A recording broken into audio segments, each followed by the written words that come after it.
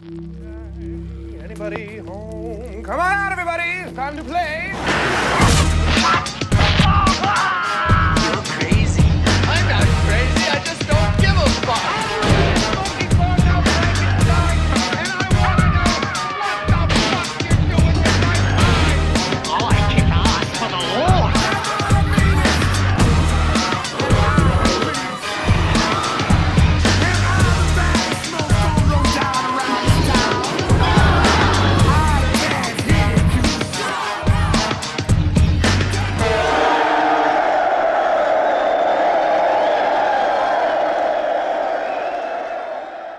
What's up, you weird cinema-loving freaks, and welcome back to the Lucid Nightmare. I'm your host, as always, Jay Schatzer, and today I have a really interesting film to show off. It's a black and white monster film with a bunch of weird twists to it that makes it something unique and pretty much an oddity, in my opinion. But the movie is Herbert L. Strock's 1958 freak show. It is How to Make a Monster. A very meta kind of film that spins its own weird yarn that really has to be seen to be believed. But let's dive right into it. Here is How to Make a Monster.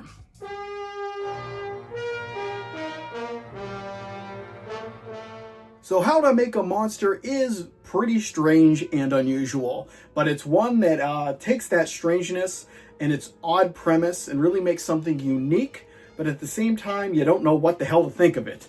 But let's get right into the premise. The premise is a makeup effect master who's been doing the job for 25 years and made two iconic monsters in cinema history, Pete Drummond.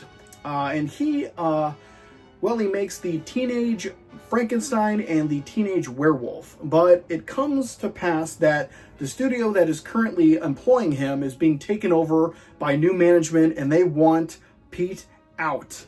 And they don't want monsters anymore. They want musicals and beautiful women dancing on screen, and they think monsters is old hat. So he's pissed off.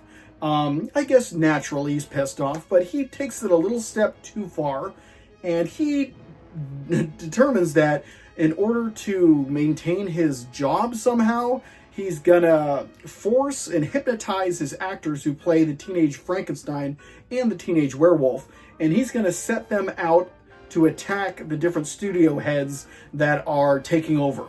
And how he didn't realize that this would come back to him eventually, I do not know, but I guess that's the fun of the picture and the audacity of the writers who made this story. But I love it because it's so damn weird. But also, Pete also takes it upon himself to dress up in makeup and kill somebody. So he's getting on in the fun as well, and he's just an odd guy in general because he's played by Robert H. Harris.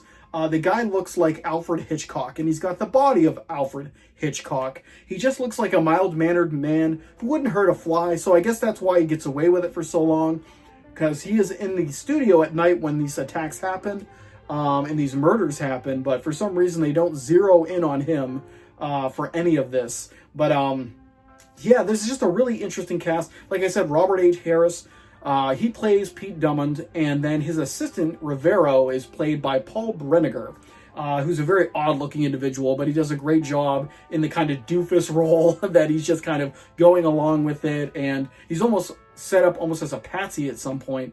But yeah, he does a great job. And then the two other characters that are kind of in the forefront, but not really that much because they're always behind the makeup, are the two monsters played by Gary Conway and Gary Clark. So Gary Conway plays teenage Frankenstein, while Gary Clark takes on the hairy role of the teenage werewolf. But you see them in and out of the makeup, and they do have some kind of inner dialogue and dialogue as well of, you know, something's not right, they've been hypnotized, they can't remember certain things. But they're the main player of the film is the makeup effects master, Pete. And it's mostly just centralized on him and what he's doing and his actions and kind of what his motivations are and things like that. So he's like the main role of the film. He's both the protagonist and antagonist. I don't have any sympathy for him in this movie just because why the hell would you do this? Just move on and find another studio to make your monster movies.